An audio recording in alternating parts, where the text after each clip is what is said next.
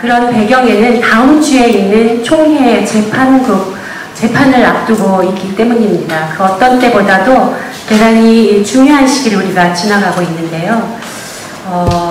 너무 귀한 말씀 해주신 5분 목회자님께 이번에는 총회 재판국에 관한 이미 서울 동남로의 선거 무효 판결이 났고 김하나 목사 청빙 결의 무효 결의가 계속 연기되어서 다음 주 15일에 마지막 판결을 앞두고 있습니다. 저희 교단으로서는 굉장히 역사적 중요성이 있고 공교회를 세우는데 아주 중요한 판결이 될 텐데 어떤 사람은 명성세습 합리화를 이야기하시는 분부터 또 어른 총회장님도 각각의 생각을 가지고 계시고 9월까지 계속 이렇게 연기하다가 9월 총회에서 어떻게 총회의 의견을 들어보자 라는 의견까지 대단히 분분한 의견이 있습니다. 그래서 5분 목회자님들께 향후 다음 주에 있을 김하나 목사 청빙 결의 무효 소송에 대한 총회 재판국 이때까지의 판결 또 재판 과정 향후 방향 다음 주에 대한 재판 결과에 대한 예측과 또 미래에 우리의 나아갈 방향까지 좀 진솔하게 생각을 나누어 주시면 좋겠습니다. 이거는 이제 순서가 없이 그냥 하고 싶은 순서대로 생각을 좀 나누어 주시지요. 자, 네, 정정훈 교수님. 자, 예수님께서 산상수훈에서 예할 것은 예하고 아니할 것은 아니하라고 말씀하셨고 이에서 지나치는 것은 악이라고 분명히 말씀하셨습니다. 아까 제가 서두에 세습은 범죄다라고 4가지 측면에서 말씀드렸다고 하면 범죄는 범죄인 것입니다. 만약에 총회가 이 중심을 잡아주지 못한다고 하면 총회는 존재해야 할 이유가 없는 것이죠. 공교회 기관으로서의 그 역할을 스스로 처분하는 것이 되는 겁니다. 그런 점에서 중심을 꼭 잡아주는 기회가 됐으면 좋겠다는 간절한 바람입니다.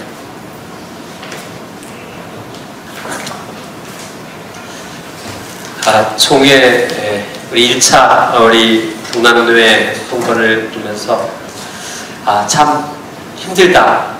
끝까지 지켜보면서 참 논리도 없고 근거도 없는 어떤 그런 주장을 하는 걸 보면서 이것은 결국 파워게임이다라는 생각을 가지게 됩니다. 저는 우리 재판국원들에게 그냥 이렇게 좀 당부하고 싶습니다. 혹시 이것이 비상식적이고 옳은 것이 아니라고 한다면 과감하게 오른쪽 편을 들어주는 것이 맞다라고 생각합니다. 지금 제가 재판국원 한 분하고 만나서 여러 가지 이야기를 나눴는데 그분이 하는 이야기가 압력과 로비가 너무 심하다는 것입니다. 무엇을 말합니까? 불법을 말하는 겁니다. 이것은 옳고 그름의 문제가 아니라 이미 법으로 다 정해진 것이고 다 결정되어진 것인데 힘과 물질과 어떤 것에 의해서 다른 판결이 이루어지고 다른 결과가 나온다면 저는 개교회 목사로서 중대한 결단을 할 수도 있다라고 하는 것입니다. 결코 이 문제는 그냥 유야무야하게 넘어가는 문제가 아니라 교회가 심각하게 이 문제를 짚고 넘어갈 것입니다. 그래서 재판을 앞에 둔 우리 재판부원들에게 부탁합니다. 옳은 것을 옳다라고 이야기할 수 있는 단호한 결단이 있었으면 좋겠다는 생각을 해봅니다.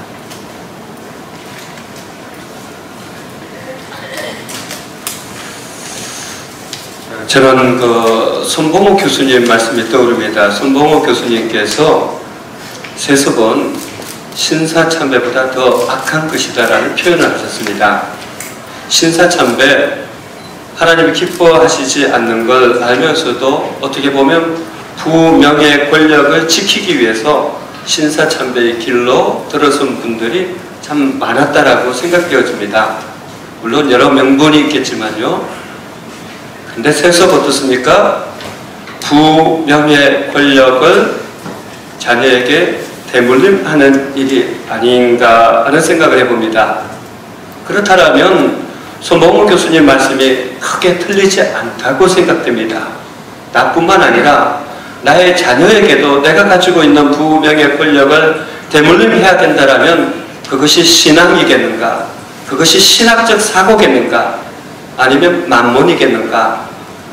재판국에서는 가장 본질적인 하나님 말씀 앞에 그 양심이 세워져야 한다고 생각합니다. 그리고 그 재판부원의 모든 말은 기록되어져야 되고 한국 기독교 역사 속에 남을 것입니다. 그들이 후배와 후손들에게, 자식들에게 부끄럼 없는 선택할 수 있었으면 좋겠습니다. 저도 후배와 후손들에게 부끄럽지 않고 싶어서 어떻게 보면 이 자리에 나왔는데요. 정말 재판국 한 분 한 분이 후손들에게 부끄러움 없는 하나님 앞에서의 말씀 앞에서의 선택할 수 있기를 간절히 바랍니다. 저는 이미 답은 나와 있다고 생각을 합니다. 재판을 할 게 아니라 이제 선언을 해야 되는 건데 용기가 부족한 거죠. 압력에 시달린다고 하는 건, 그러니까 모두가 알고 있는 답을 선언해 주기를 간절히 부탁드리는 마음이 있습니다. 좀 명성교회 그 입장에서 최대한 이해해 보려고 애를 써봤습니다. 왜 이런 누구나가 다 참 손가락질을 할 수도 있는 이런 종회법을 어겨가면서 세습을 강행해야만 했었을까? 많은 억측이 이제 나올 수도 있겠죠. 그렇게 하지 않았을 경우에 다가올 수 있는 더 끔찍한 비극이 혹시 기다리고 있기 때문은 아닐까. 그래서 어쩔 수 없이 했던 말까지도 번복해가면서 세습하지 않겠다 부자가 그런 이야기까지도 번복하면서 강행해야만 했던 것이 아닌가. 그렇다면 그게 도대체 뭘까? 뭐 이런 생각도 해보고, 이 정도쯤 나가면은 이제 우리가 그냥 교단을 탈퇴하겠습니다 이렇게 될 줄 알았는데, 계속해서 재판조차도 정치적인 파워게임으로 몰아가면서 뭐 8대6으로 지난번에는 패했다면 이번에는 거꾸로 8대6 이길 수 있다 뭐 이런 이야기가 솔솔 들려오는데, 재판을 법을 따라 하는 이 판결에 대해서도 압력을 행할 수 있다면은 소위 사회에서 그 유행하는 그 뭐 유전무죄 또는 뭐 유권무죄, 그게 그대로 교회 안에서도 이루어진다고 생각한다면 가슴이 참 아픕니다. 그래서 재판국이 정말 하나님 앞에 들고 돌리는 마음으로 그와 같은 원래대로의 그 선언 결정을 한다면 모르겠지만, 반대, 예상 밖으로 반대 결과가 나왔을 때 그러면 앞으로 총회는 어떻게 되나, 무슨 법이라도 지키지 않으려고 하는 것을 어떻게 그 잘못된 것이라고 교통정리를 해줄 수 있는 권위가 있겠는가. 그래서 굉장히 우려가 됩니다. 어느 쪽 결과가 나오게 되느냐에 따라서 향후 우리 교단의 미래가, 특히 다음 세대에 미치는 영향이 굉장히 크다. 아주 반선교적인 모습을 띠게 될 것이다라는 좀 우려도 나오고, 아마 이런 교단에는 남아있기 싫다라고 마음먹는 교회도 혹 나오지 않을까 우려가 되는, 뭐 개개인이 청년이 떠나는 것은 두 번째 치고라도 그런 교회조차도 요즘 독립교회연합도 많고 뭐 여러 가지 생기더군요. 거기도 갈 데는 있으니까 탈퇴하지 않을까라는 우려도 이렇게 나오는 그런 참담한 심정입니다. 총회 재판국의 현명한 판단을 기도하고 싶은 마음입니다. 제가 한 가지 더 추가하면요. 제가 지금 연세의료원 원목실장, 교목실장 보직을 하고 있는데, 의사들이 환자를 치료하는 방법이 여러 가지가 있어요. 최대한 있는 지체를 유지하면서 치료하는 방법이 있고, 어느 한 지체를 도려내지 않으면 전체 몸을 손상시키는 그런 상황이라 어쩔 수 없이 도려내야 되는 그런 상황이 있거든요. 근데 우리 총회 재판부 실무자들께서 지금까지 충분히 기회를 줬다고 생각합니다. 잘라내지 않고 치료하는 방법을 나름대로 강구해 왔다고 생각이 돼요. 근데 지금 그 구도 속에 들어오질 않는단 말이죠.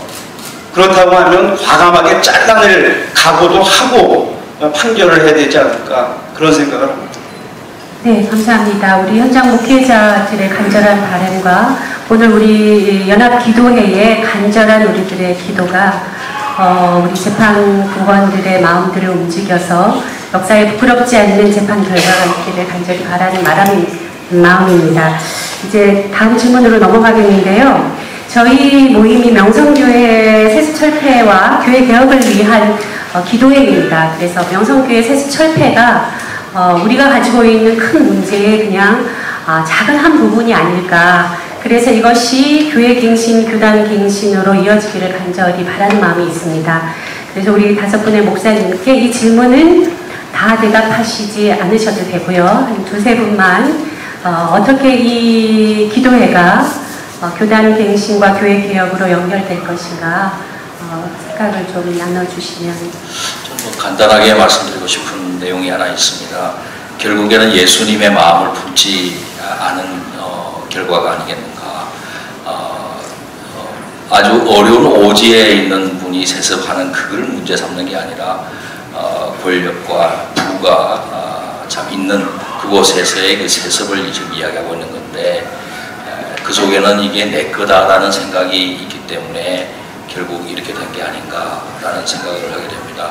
교회는 내 게 아니고 또 하나님의 것이니까 예수님이 하나님과 동등됨을 취하지 않고 자기를 비워서 이 땅에 내려오신 그 모습을 본받아가는 것이 예수님의 몸된 교회의 본령이 아니겠는가. 그러려면 목회자, 앞으로 사역을 하게 될 모든 학생들 한 사람 한 사람 그리스도인들이 그리스도를 본받아서 하나님이 주인이시다 하는 그 마음을 늘 깨어서 갖고 있다면은 이게 이 세습 철회 문제를 떠나서 한국교회 전반적으로 횡행하고 있는 직분도 뭐 서열화되어 있고 또 당회 문제 여러 가지 복잡한 부분의 문제의 뿌리는 하나님이 주인이 아니라 내가 주인이다 하는 것에 있다고 봅니다. 그래서 앞으로의 교회 전반적인 갱신 문제는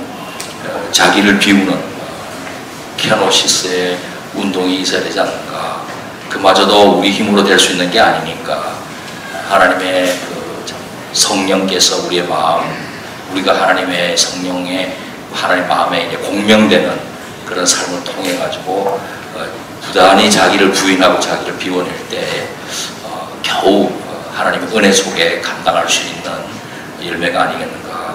그런 것이 전반적으로 다 이렇게 열매로 각 분야에 나타났으면 참 좋겠습니다.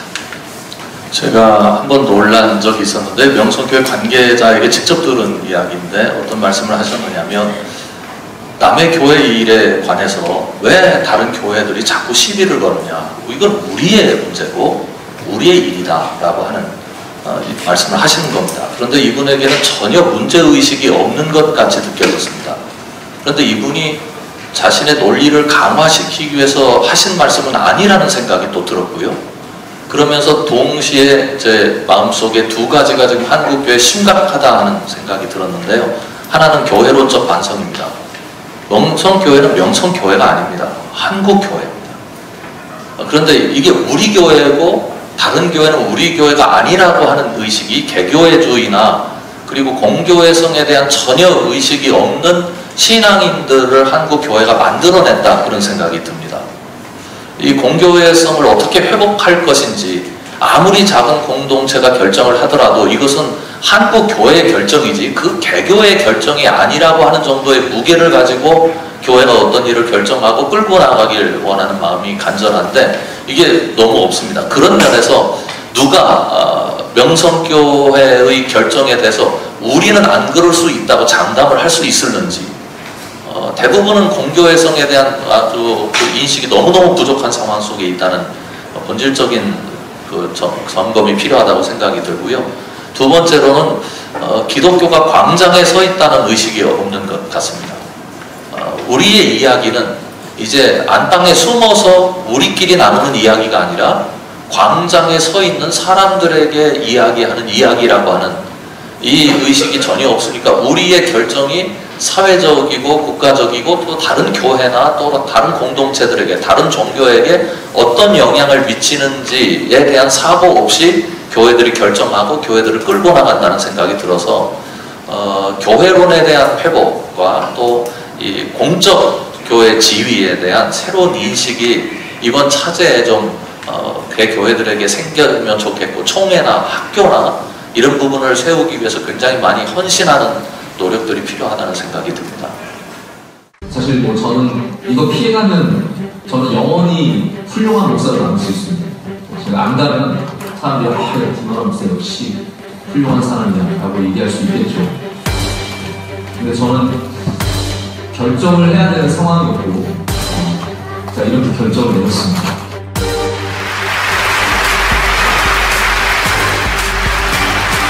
김하나 목사를 하나님의 거룩한 사역을 위하여 택하심을 믿습니다. 말씀을 증거하여 내 원수마귀 물러가고